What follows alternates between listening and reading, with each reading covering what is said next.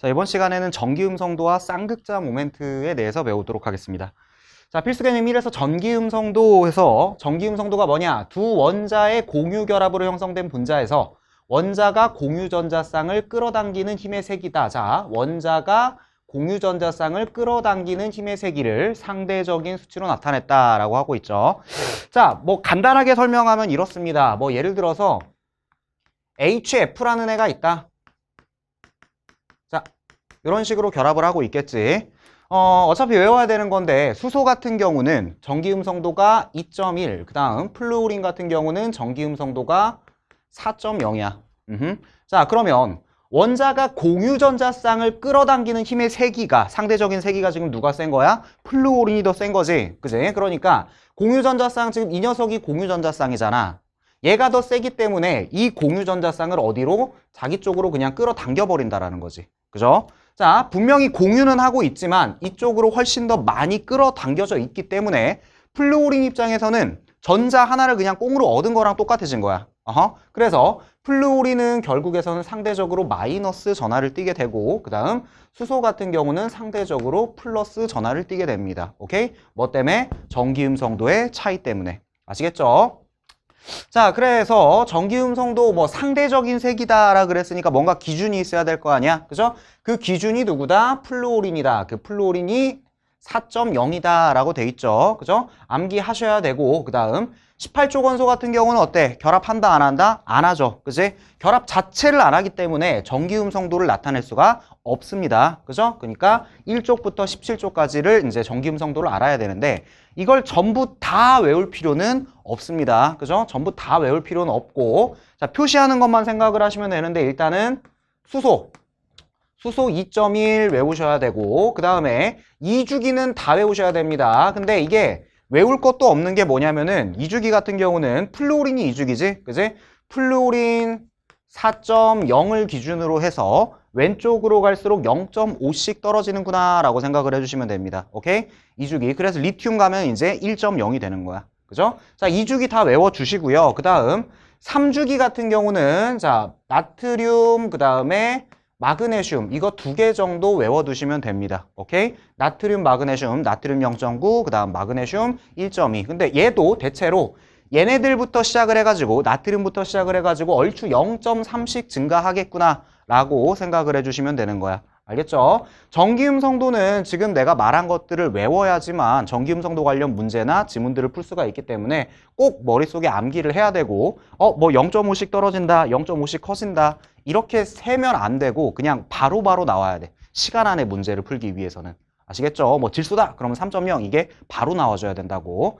자, 이렇게 이제 외우게 되면은 어찌됐든 이거 관련 문제는 풀 수 있을 거고, 자, 전기음성도를 내가 사실은 주기적 성질에서도 언급을 했었는데, 그래서 나오죠. 전기음성도의 주기성 해가지고 나옵니다. 자, 같은 족이면 어떻게 되냐? 원자 번호가 클수록 껍질 수가 증가해서 원자핵과 전자 사이의 인력이 감소한다. 그러니까 어떻게 되겠어? 당연히 감소한다. 그죠? 같은 족이면 원자 번호가 클수록 전기음성도가 감소한다. 즉, 내려갈수록 전기음성도 감소. 이렇게 생각을 해주시면 되는 거고, 그 다음 같은 주기 어떻게 된대? 원자 번호가 클수록 어떻게 된다? 유액 전하가 증가해서 원자핵과 전자 사이의 인력이 증가함으로 어떻게 되겠어? 당연히 증가하겠죠. 그치? 그러니까 전기음성도, 자, 같은 주기라고 하면은 이쪽으로 갈수록 어떻게 된다? 전기음성도 증가한다. 왜? 핵전하 커지니까. 그쵸? 이렇게 딱 기억을 해주시면 되겠습니다. 자, 다음 쌍극자 모멘트에 대해서 보겠습니다. 자, 필수 개념 3에서 이제 쌍극자 모멘트에서 나오는데, 자, 쌍극자가 뭔지부터 알아야겠죠, 일단. 자, 쌍극자 뭐라고 되어 있습니까? 일정한 거리를 두고 존재하는 크기가 같고 부호가 반대인 두 전하다. 그냥 이렇게 생각하면 됩니다. 플러스 있고 마이너스 있으면은 그게 쌍극자다. 이렇게 생각을 해주시면 되겠네요. 오케이. 자, 그럼 쌍극자 모멘트가 뭐냐 볼까요? 결합이나 분자에서 극성의 크기와 방향을 나타낸다. 자, 크기와 방향을 나타내는 물리량이다 라고 돼 있네. 그죠? 그 크기는 뭐래? 두 원자의 전하와 그 다음에 그 사이의 거리를 곱한 값이다 라고 돼 있고, 그 다음 방향은 뭐다? 양전하로부터 음전하를 향하는 방향이다. 이렇게 돼 있습니다. 자, 예시로 설명하면 편할 것 같네요. 자, 밑에 보니까 뭐가 있어? HCl, 염산이 있네요. 그치? 우리 앞에서 전기음성도 배웠지? 자, 수소 같은 경우는 전기음성도가 2.1, 그 다음 염소 같은 경우는 전기음성도가 3.0 정도 됩니다. 오케이? 자, 그러면 염소가 어때?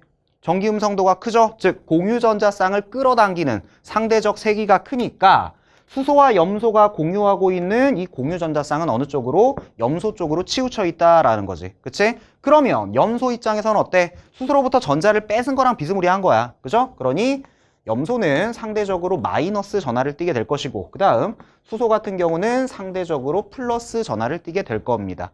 그쵸? 그러니까 얘 쌍극자 맞네요. 그죠? 자, 그 다음에 잠깐 또 추가적으로 설명을 하면은 이 크기가 같고라는 말이 있잖아. 그죠? 크기가 같을 수밖에 없는 게 수소랑 염소가 붙기 전에 애초에 정기적으로 중성이었거든. 그치?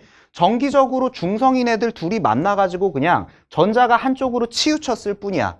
얘가 준 만큼 얘가 뺏어가는 거기 때문에 결국에서는 뭐야? 얘도 정기적으로 중성을 띠죠.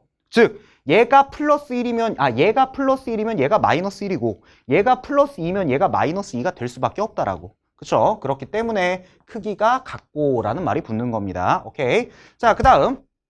어찌됐든 이런 식으로 쌍극자인데, 그죠? 쌍극자인데, 여기서 지금 뭐라 그랬냐? 일단 방향부터 한번 나타내 봅시다. 방향 어떻게 한다? 양전하로부터 음전하를 향하는 방향이다 라고 돼 있죠. 양전하 수소고, 음전하 CL이니까 수소로부터 CL을 향하는 방향, 이쪽 방향으로 쌍극자 모멘트를 표시를 해주시고, 그 다음 쌍극자 모멘트의 크기는 뭐다? 전하량 곱하기 거리다 라고 돼 있죠. 그래서 여기에 거리를 R이다 라고 하고 얘네들의 전하량을 Q라고 하면은 쌍극자 모멘트는 어떻게 됩니까? 전하량 곱하기 거리다. 이렇게 해주시면 되겠습니다. 오케이. 자, 쌍극자 모멘트 같은 경우는 물론 뭐 전기음성도 쌍극자 모멘트 관련해서 뭐 단독으로 나올 수도 있겠지만은 사실은 얘네들은 이제 지문에서 주로 나오게 됩니다. 자, 어떤 식으로 나오냐? 아직 우리가 분자의 극성에 대해서 배우지는 않았지만 자, 분자에는 뭐 여러 가지 분류법이 있겠지만은 극성 분자라는 게 있고 그다음 무극성 분자라는 게 있습니다. 자, 이렇게 두 가지가 있다라고 하면은 극성 분자 같은 경우는 어떻게 생각을 하시면 되냐? 극성, 뭔가 이제 플러스 마이너스를 띄고 있다라는 거잖아. 그치? 그러니까 얘는 쌍극자 모멘트가 어떻다? 0보다 큰 애다라고 생각을 해주시면 되고요. 그 다음 무극성 분자는 그럼 뭐냐라고 하면은 쌍극자 모멘트가 0인 애다라고 생각을 해주시면 돼. 자, 지문에서 이제 이런 식으로 많이 물어볼 거야. 3단원 지문에서 뭐 쌍극자 모멘트는 A가 B보다 크다. 뭐 이런 식으로 많이 물어볼 건데 결국에서는 99%의 지문은 어떤 식이냐면은 뭐 A는 극성 분자고 B는 무극성인 거야. 그래서 A와 B 중에 쌍극자 모멘트가 누가 크냐라고 하면 당연히 누가 커? 극성 분자가 큰 거야. 왜? 무극성 분자의 쌍극자 모멘트는 0이니까. 그쵸? 99%가 이런 식으로 나올 거고 기출 중에 이제 간혹 가다 실제로 계산을 해야 되는 기출 지문이 있기는 있습니다.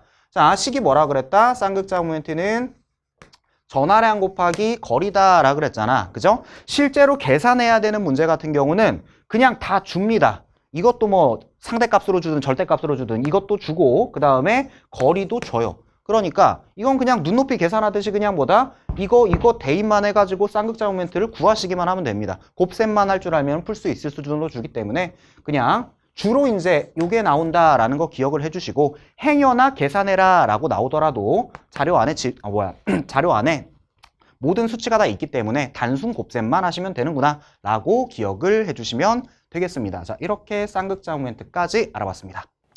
자, 14학년도 6월 모평입니다. 그림은 이무의 원소 ASD의 전기음성도를 상대값으로 나타낸 것이다. 그리고 ASD는 각각 산소, 플루오린, 나트륨, 마그네슘 중 하나이다 라고 했네요. 자, 전기음성도는 외워야 된다라고 했습니다. 그죠?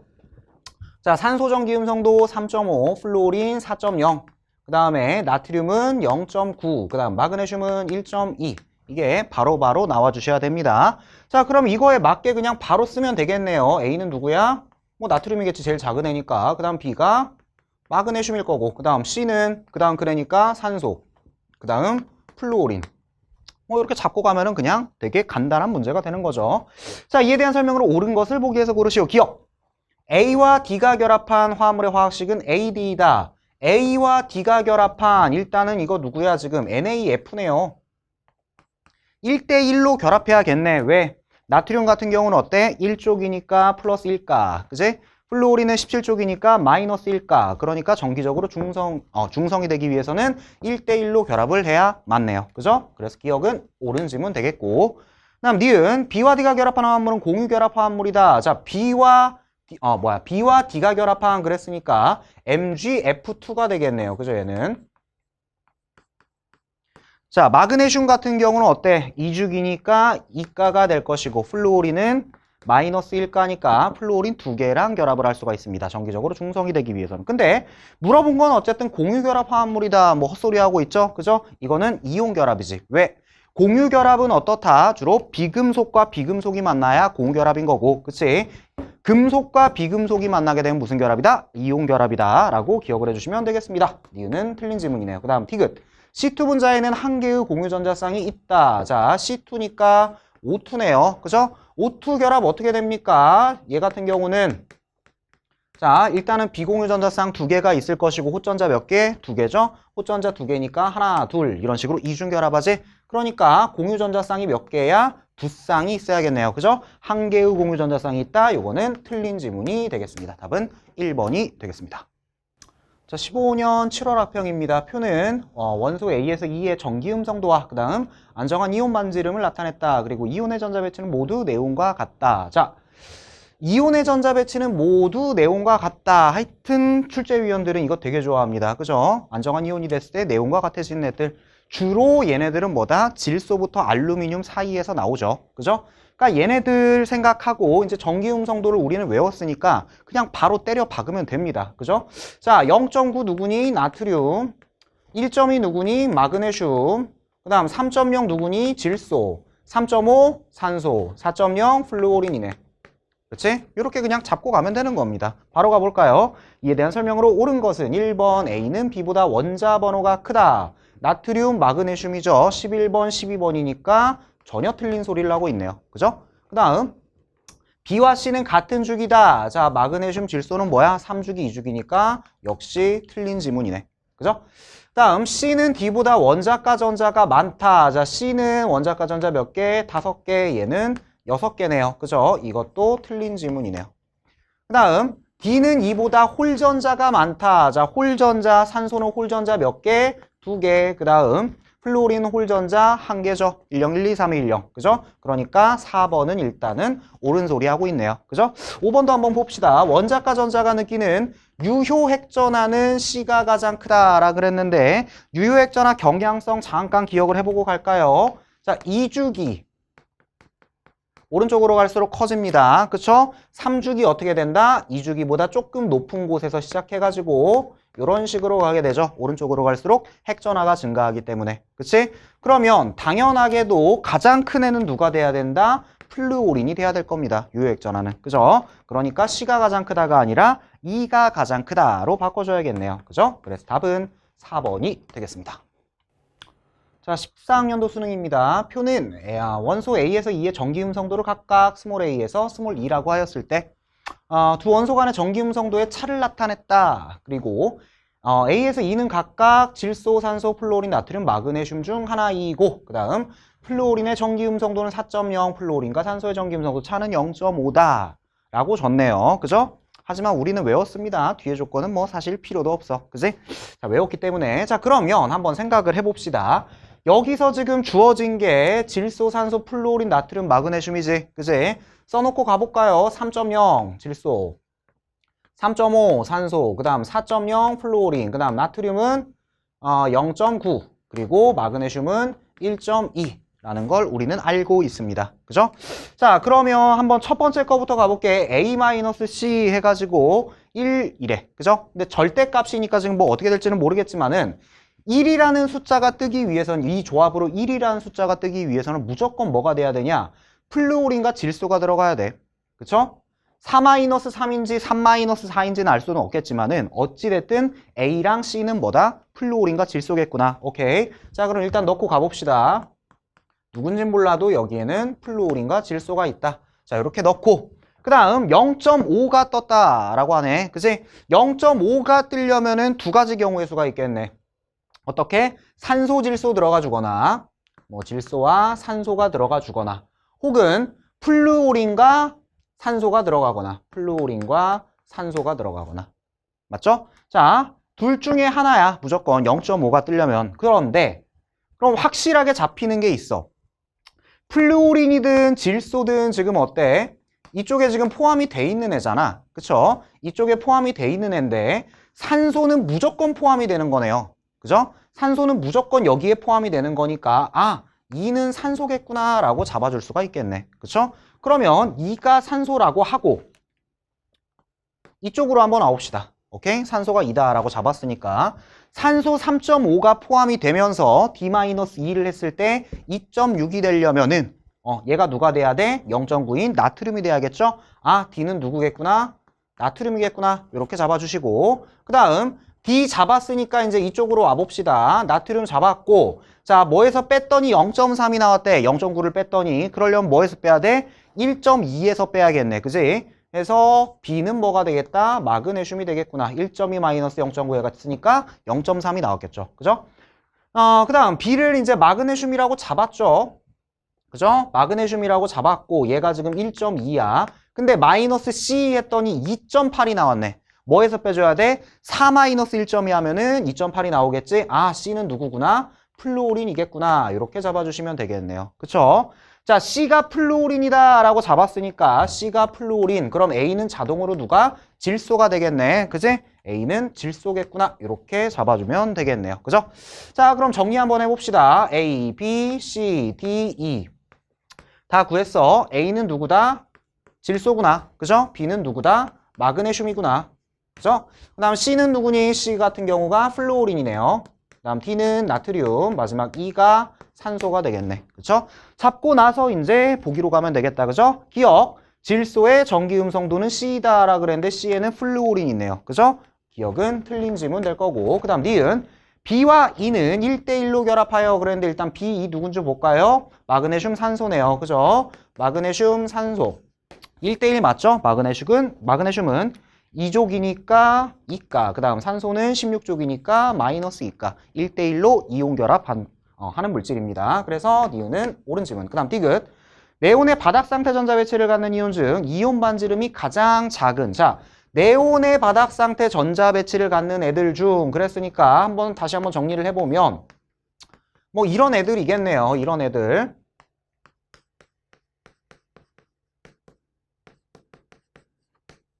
뭐 알루미늄까지 쭉 갈 텐데 자, 얘네들 같은 경우는 지금 일단은 껍질 수가 어때? 두 개로 다 똑같습니다. 얘는 3주기지만 안정한 이온이 되면서 바깥쪽 껍질을 날려버리거든. 그죠? 껍질 수 똑같고 그 다음에 네온의 전자 배치와 같기 때문에 전자의 개수도 똑같아 바깥쪽에. 그죠? 그러면 뭘 고려해야 돼? 핵전하를 고려해야 되지? 핵전하가 작을수록 반지름이 큰 거였잖아. 그죠? 그래서 반지름의 크기는, 이온 반지름의 크기는 요 순서대로 커지게 되는 겁니다. 그쵸? 자, 그러면 이온 반지름이 가장 작은 그랬네. 그죠? 가장 작은 원소는 누가 돼야 돼? 마그네슘이 돼야겠네요. 그쵸? 나트륨이 아니라 마그네슘이다. 디귿은 틀린 지문 되겠습니다. 답은 2번 되겠네요. 자, 18학년도 9월 모평입니다. 다음은 단일 결합으로 구성된 분자에서 극성고온 결합의 특성에 대해 학생 A가 가설을 세우고 수행한 활동이다 해서 봅시다. 가설을 뭔지 찾아라 라는 문제겠네요. 그죠? 여기가 블랭크인 거 보니까 활동 봅시다. 수소 플루오린 CL의 전기 음성도를 찾아 크기를 비교한다 해서 HF, HCl, 그 다음에 CLF의 부분적인 양전하와 부분적인 음전하가 표시된 그림을 찾는다. 그 결과 어떻게 됐대? 전기 음성도의 크기는 알아보니까 플루오린, CL, 그 다음 수소였고 그리고 얘네들 표시된 그림은 보니까 여기서는 HF에서는 플루오린이 마이너스, 그쵸? HCl에서는 CL이 마이너스, 그 다음 CLF에서는 F가 마이너스. 뭐 당연한 거죠, 그죠? 자, 이때 가설이 옳다라는 결론을 얻었을 때 기억으로 가장 적절한 것은 그랬네요. 봅시다. 자, 요런 류의 문제 같은 경우는 뭐 얘가 무슨 가설을 세우고 실험을 했냐라는 거는 이 안에서 웬만하면 그 근거들을 찾는 연습을 해야 됩니다. 알겠죠? 자, 일단 볼게요. 자, 1번. 크기가 더 작은 원자가 부분적인 플러스 전하를 띈다라 그랬는데 크기가 작은 원자가 플러스 전하? 자, 바로 여기서 모순이 나죠? 분명히 플루오린이 더 작은데 마이너스 전하 띄고 있잖아. 그쵸? 여기서 모순이 나기 때문에 일단은 1번은 아니겠네요. 그쵸? 다음 전기음 성도가 더 큰 원자가 부분적인 마이너스 전하를 띈다. 뭐 이 실험 하려고 했겠죠. 전기음 성도랑 그 다음 극성 비교하는 거니까. 자, 일단은 요게 맞겠네요. 그죠? 그 다음 3번으로 한번 가볼게. CL은 어떤 원자와 결합하여도 부분적인 음전하를 띈다. 역시 여기서 모순이죠. F랑 결합하면 얘가 플러스 전하를 띠기 때문에 실험의 모순입니다. 그죠? 그 다음 원자 간 원자량 차이가 커지면 전기음성도 차이는 커진다. 자, 원자량 차이가 커지면 전기음성도 차이가 커진다라 그랬는데 요거 두 개 비교하면 되죠. 요거랑 요거 두 개 비교하면 되지. 수소랑 원자량 차이는 누가 더 많이 나? CL이 원자량 차이가 더 많이 납니다. 그럼에도 불구하고 전기음성도는 뭐다? 플루오린과의 차이가 더 많이 나죠. 그쵸? 역시 여기에 모순이 있네요. 그러니까 4번도 틀린 말이 될 거고. 그 다음 5번. 원자 간 전기음성도 차이가 커지면 부분적 전하의 크기는 작아진다 같은 소리하고 앉아서 이거 말도 안 되는 소리를 하고 있는 거죠. 그죠? 얘도 역시 틀린 지문이네요. 그죠? 그래서 답은 2번이 되겠습니다.